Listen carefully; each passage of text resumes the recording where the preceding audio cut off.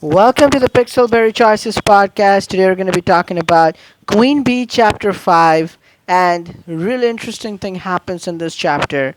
We start with again another task we have from Apoidia, and we need to fulfill it, and this time it's modeling for one of the famous designers in New York City.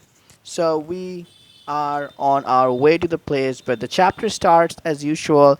We have some text from the T, some warning, and one user there literally trying to defame our main character, saying X is real and our main character is just going to save Poppy, and that's all our main character is doing, and taking cheap shots at our main character. That's all that user is doing, and our main character is furious about that. And with as they described it, with Twitter fingers, our main character replies quickly. But then we reach the place, and there we see lots of people are there, and they see us and they recognize us immediately. They recognize our main character and make our way so that we can enter. And this chapter is really interesting for some cameos from one character from America's Most Eligible. And this is Fatima, if you remember. She was the stylist in America's Most Eligible, worked with Jen. So we really see, so her sprite was used, and it was not like just a sprite but her character. It was named Fatima, and so she's like the designer. But before meeting her, we meet Felicity, and she tells us that we're going to take on uh, big celebrities today in this model show. We need to work in the ramps, and it's gonna be not a group task, but we need to participate alone. And then we go to participate alone. We go to the style room, and Fatima, in the same sort of room where we used to get ready as a contestant of America's Most Eligible. So that's a book in choices if you haven't heard about it, just in case. So Fatima is a character from there. She used to be the designer of America's Most Eligible set.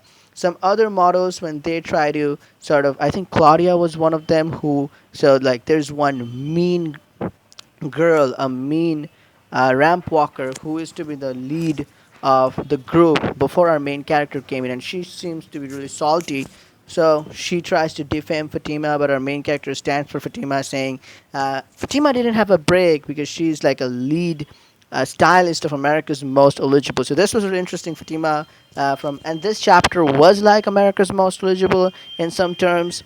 And then this antagonist of the chapter is this model who is to be really famous before our main character came in, and then she literally, just like T, starts taking cheap shots at main character. But then the actual designer who planned all this, she walks in, and she also knows our main character and have some conversation there. She asks all of us to be friendly, and then we meet one of the uh, models there who was relatively nice to our main character. But then this antagonist who is like a mean to our main character and everyone else, she gets replaced by our main character, and that's not our main character is doing. The designer comes in and says that our main character will be replacing that woman, and then she totally loses it and goes after her. But then we're left alone. But she also sows fear in other models' hearts that our main character can also replace them, just like we replaced that person.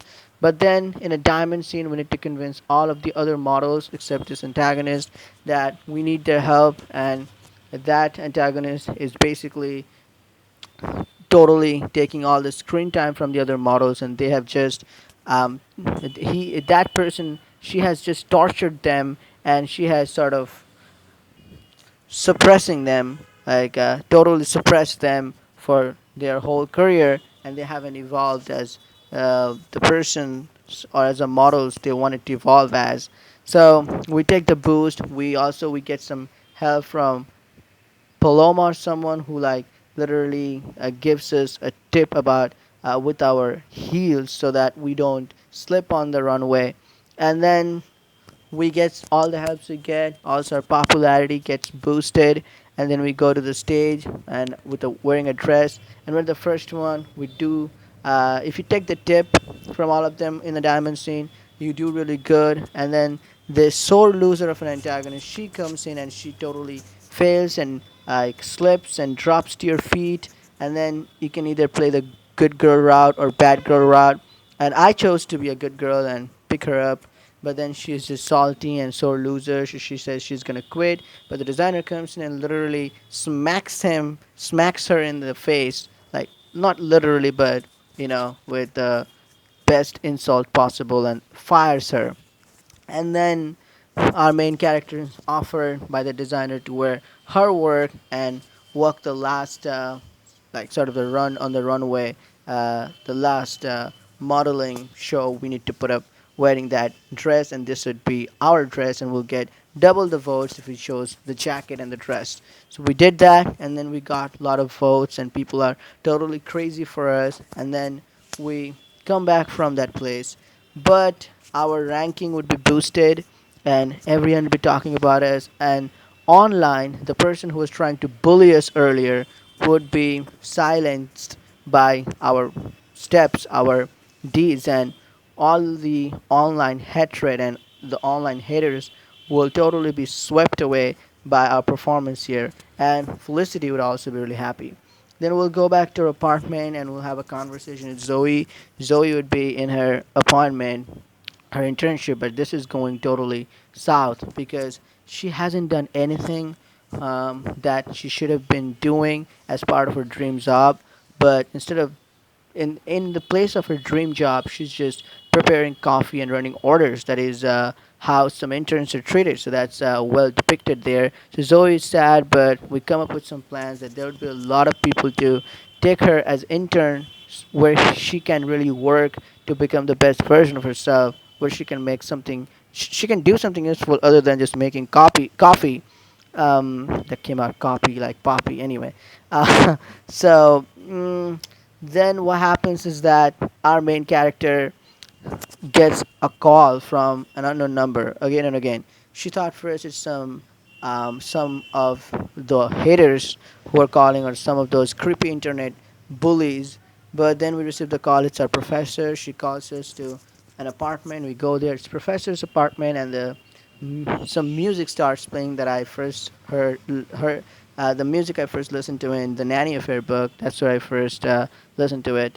And then the professor shows us printouts after printouts, copies after copies, yes, copies, where we see that a lot of people are plotting, like they're going to attack our main character in our dorm room and stuff. But then we assure our professor that these are just online bullies, pathetic sore losers who are just ranting about something online, and they're not real threats.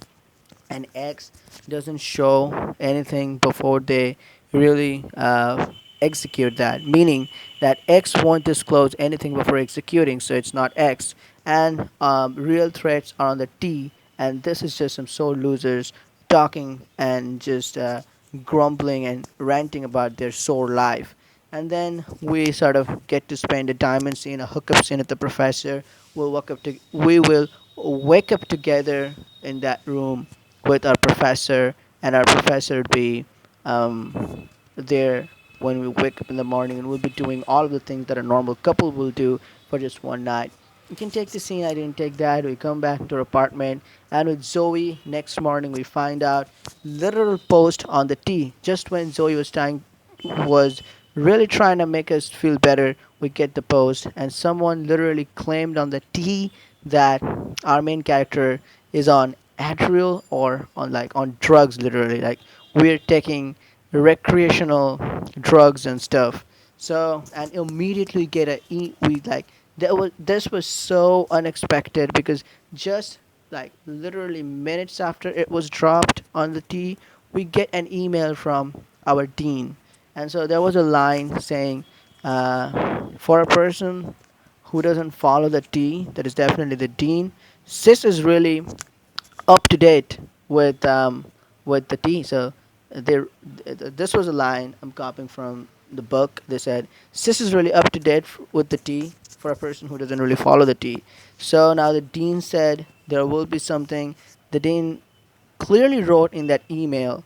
I mean, let me just read what she wrote. Like it says something like she doesn't believe this is true, but there will be some additional tests and stuff to confirm that we don't take drugs. Dear Miss Hughes, it should come as no surprise that Belvoir University has a zero tolerance policy as it pertains to recreational drug use. While these claims are unsubstantiated, the severity of their nature necessitates swift action. As such, I expect to see you in my office first thing this morning. Yours sincerely, Dean Margaret Stenholm. So, definitely the severity of the nature of these accusations, definitely the nature said, the dean said that it necessitates swift action. So we'll see how that goes down. We're definitely not taking drugs, but maybe we're being framed. So X definitely did something, and X has got the upper hand.